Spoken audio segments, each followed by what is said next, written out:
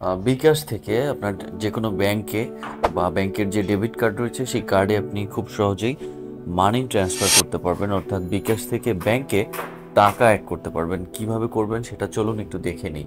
প্রথমে আপনাকে বিকাশ apps open করতে হবে। বিকাশ অ্যাপস ওপেন করার পরে আপনি এখানে এই যে এখানে সি মোডে দেখবেন বিকাশ টু ব্যাংক একটা অপশন রয়েছে, সেই অপশনে ক্লিক করে দিন। বিকাশ টু ব্যাংক অপশনে ক্লিক করে দিলে এখানে আপনার দুইটা অপশন আসবে, ব্যাংক অ্যাকাউন্ট এবং আসবে ভিসা ডেবিট কার্ড। আপনি যদি ব্যাংক অ্যাকাউন্টে ট্রান্সফার করতে চান বিকাশ থেকে, তাহলে ব্যাংক অ্যাকাউন্টে প্রেস করে দিবেন। এখানে যে ব্যাংকগুলো রয়েছে সব ব্যাংকের সিরিয়াল আপনি দেখতে পারবেন, যে যে ব্যাংক রয়েছে এগুলোর মধ্যে আপনি চুজ করে এখান থেকে কিন্তু ট্রান্সফার করতে পারবেন খুব ইজিলি, অথবা আপনি আপনার ব্যাংকটা সেভ করে রাখতে পারবেন। যেমন আমি আমার সিটি ব্যাংক এখানে সেভ করে রেখেছি। তো আমি আজকে ভিসা ডেবিট কার্ডে দেখাচ্ছি। ভিসা ডেবিট কার্ড যেটা রয়েছে, ডেবিট কার্ডে ক্লিক করলাম। ডেবিট কার্ডে ক্লিক করার পরে এখানে আপনার ডিজিটাল যে 16 নাম্বার রয়েছে কার্ডে, সেই নাম্বারটা এখানে বসিয়ে দিতে হবে। আমি এখানে বসিয়ে দিচ্ছি।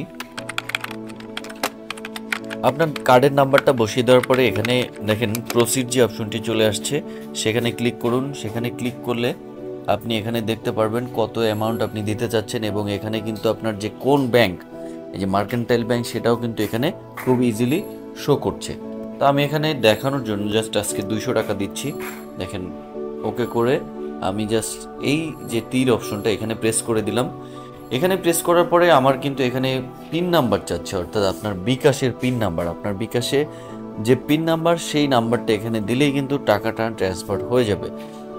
এখানে দেখেন আপনার 200 টাকায় চার্জ আসছে 2.50 টাকা, অর্থাৎ আপনার প্রতি 100 টাকায় 1 টাকা 25 পয়সা করে চার্জ আসছে। যাই হোক, আমি এখন আমার পিন নাম্বার দিয়ে দিচ্ছি।